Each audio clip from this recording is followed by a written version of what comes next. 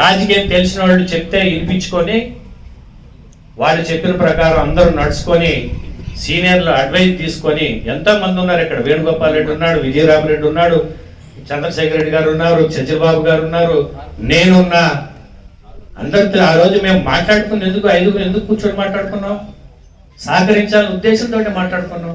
ఈ 5గురిలో నేను కాకుండా 4గురిలో ఎవరినైనా అడగండి, నేను ఏమన్నా పొరపాటు చెప్పాను? ఏం చంద్రబాబు నేను చేయాలని చెప్పాను, నామినేషన్ పోదని చెప్పాను. మరి నామినేషన్ నాకు సమాచారం లేకపోతే నేను ఎట్లా రావాలి? కనీసం కార్యకర్తలు పిలవకపోతే రాడు. ఒక మిస్ కాల్ ఇచ్చేస్తే అయిపోయిందా? మిస్ కాల్ ఇచ్చేసి రమ్మంటే ఎవడు వస్తాడా? Missed call.